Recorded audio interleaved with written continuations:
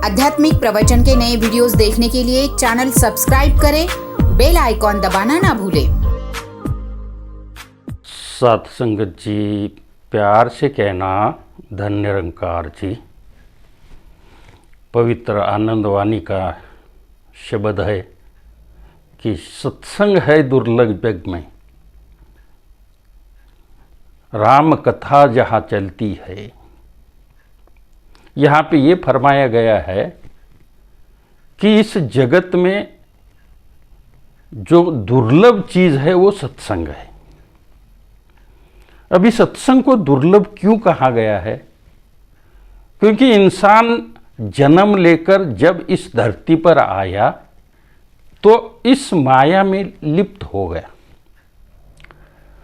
और माया के प्रभाव में ऐसा माया का रंग उसके ऊपर ऐसा चढ़ा, वो सब कुछ भूल गया।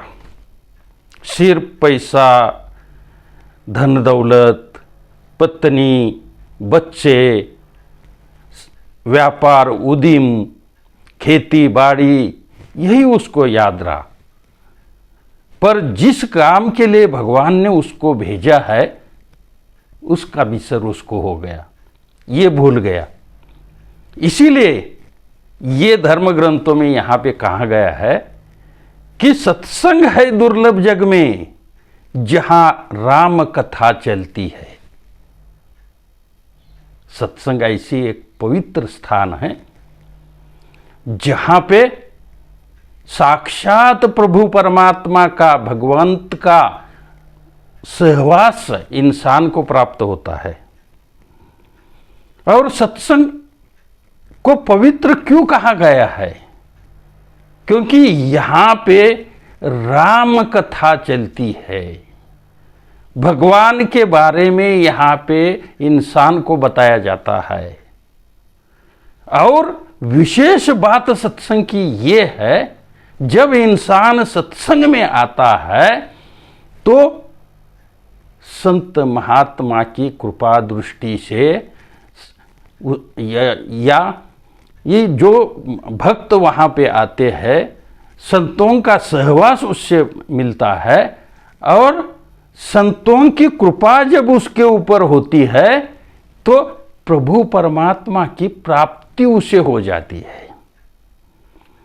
और जब पूर्ण संत की वजह से इंसान को इस प्रभु परमात्मा की प्राप्ति होती है तो भक्ति की शुरुआत होती है।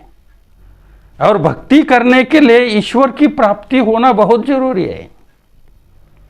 जब ही इंसान के जीवन में ईश्वर की प्राप्ति, इस ब्रह्म का ज्ञान, इस प्रभु परमात्मा की अनुभूति, इस रमे हुए राम की पहचान हो जाती है, तब ही उसके जीवन में सही मायने में भक्ति की शुरुआत होती है। और जब इंसान सही मायने में भक्ति करता है तो वही इंसान सिर्फ मोक्ष का अधिकारी बन सकता है। और इंसानी जन्म तो हमें इसलिए मिला है, पर हम भूल गए। महात्मा महापुरुषों ने समय समय पर हमें चेतन किया, वो हमें समझाते गए कि क्या समझा रहे हैं कि एक घड़ी आधी घड़ी आधी ते पुन आध, तुलसी संगत साध की कटे कोट अपराध। तुलसीदास जी यहाँ पे सब इंसानों के लिए ये समझा रहे हैं कि सत्संग में एक घड़ी आकर बैठो। यदि आपसे एक घड़ी बैठना नहीं होता है तो उसमें से भी आधी घड़ी आप यहां पे आकर बैठो। एक घड़ी आधी ते पुन आध, अरे आधी से भी आप इस सत्संग में समय नहीं दे सकते तो उससे भी आधी आप इस सत्संग के लिए समय दो। सत्संग में आके बैठो तो क्या हो जाएगा कि कटे कोट अपराध, आपके जन्मों जन्मों के अपराध मिट जाएंगे, समाप्त हो जाएंगे। किसकी वजह से? इस रमे हुए राम की वजह से, इस परमपिता परमात्मा की वजह से। और सत्संग में क्या चलता है? हरि कथा। और जब हम हरि कथा सुनते हैं तो विवेक प्राप्त होता है, इंसान को चेतनता मिलती है। इंसान ये सोचता है कि मुझे इस जीवन में क्या करना चाहिए, सच्चा क्या है, झूठा क्या है, अच्छा क्या है, बुरा क्या है, किस मार्ग पर चलना चाहिए, किस मार्ग पर नहीं चलना चाहिए। ये विचारों की सिदोरी हमें प्राप्त हो जाती है। जब ये विचार धन हमारे जीवन में गुरु की कृपा से, संतों की कृपा से आ जाते हैं तो हम सही मायने में धनवान हो जाते हैं। और जब ये विचार हम जीवन में उतारते हैं तो हमारा जीवन आदर्श बन सकता है। इसीलिए सत्संग में आने के लिए महात्मा महापुरुष सब हमें समझा रहे हैं। आगे ये भी कह रहे हैं कि सत्संग क्या है कि प्रथम भक्ति सत्संग कर संगा, दूजी रति मम कथा प्रसंगा। गोस्वामी तुलसीदास जी रामायण में ये समझा रहे हैं कि भक्ति का पहला सोपान जो है वो है सत्संग। प्रथम भक्ति सत्संग कर संगा, दूजी रति मम कथा प्रसंगा। कि भक्ति का प्रथम चरण है सत्संग।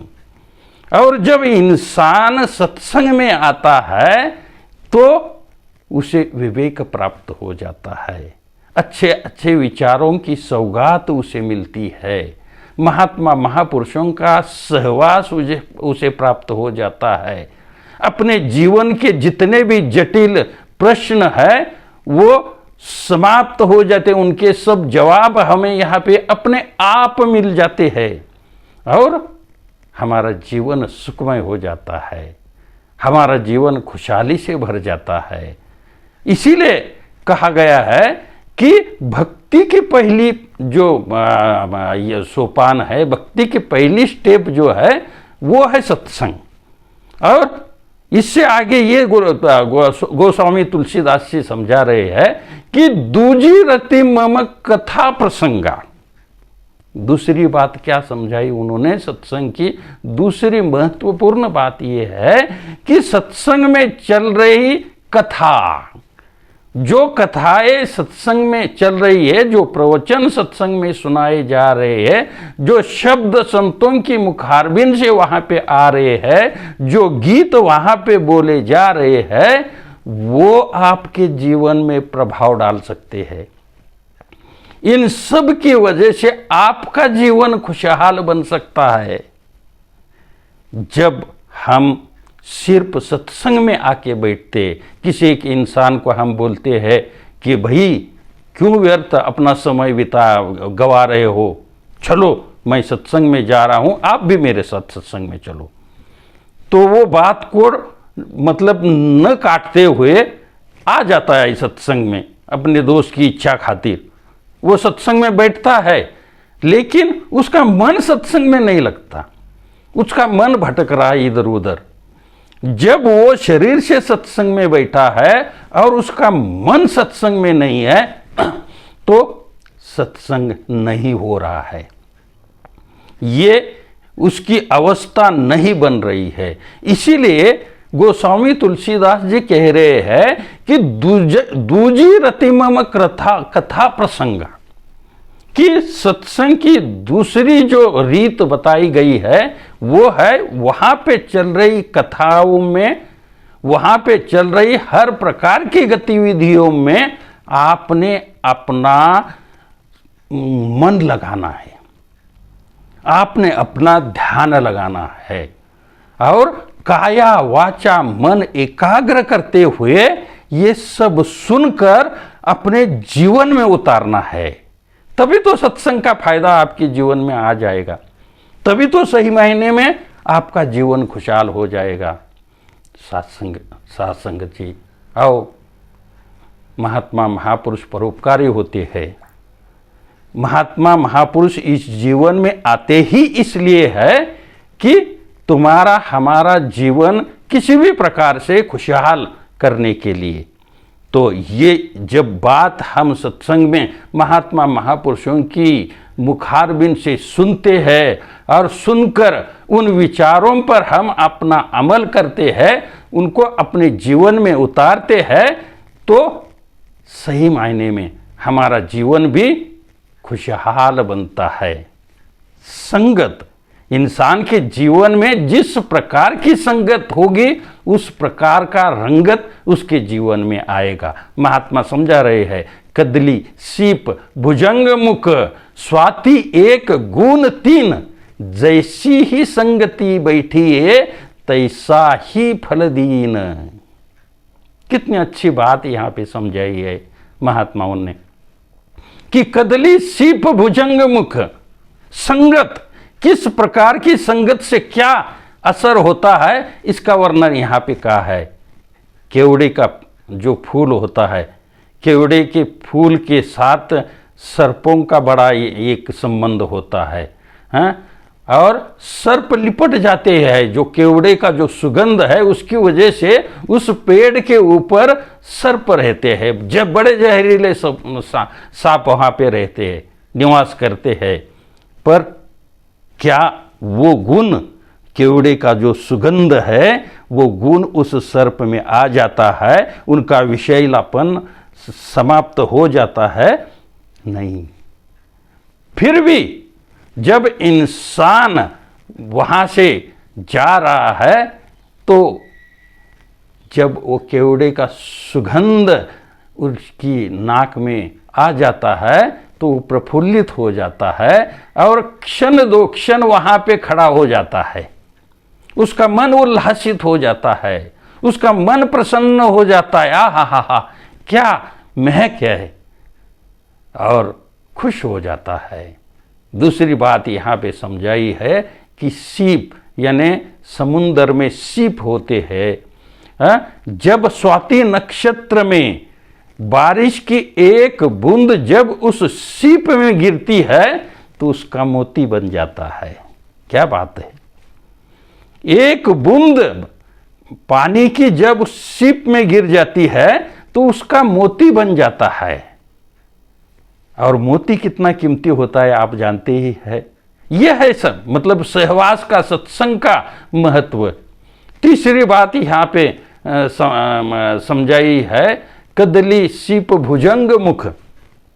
जब यही बारिश का पानी जब इस एक जहरीले नाग, सर्प या सांप के मुख में गिर जाता है तो उसका क्या बनता है? विष बनता है, उसका जहर बनता है। कि सहवास का, सत्संग का कितना असर इंसान के जीवन में है, ये बात हमें समझ में आती है इससे कि एक बूंद जब वो केवड़े के फूल में गिरता है तो सुगंध महकती है।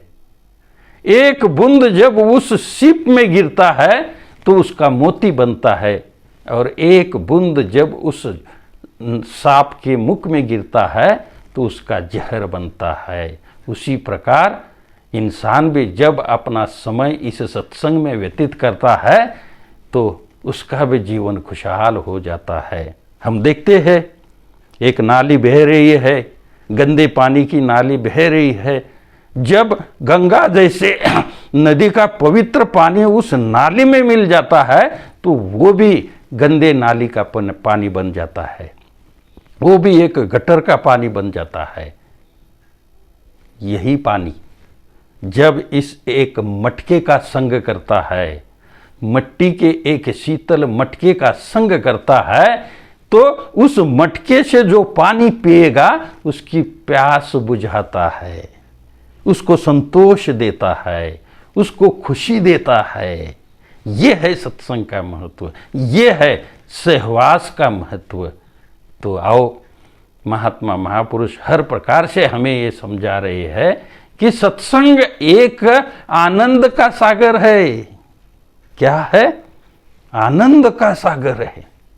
अरे यहाँ पे आनंद की कमी नहीं है सत्संग में, कि जैसे समुंदर में लहरें आ रही है, एक लहर के बाद दूसरी लहर आती है, दूसरी लहर के बाद तीसरी लहर आती है, ऐसे तरंगे हमेशा निरंतर चलते रहती है।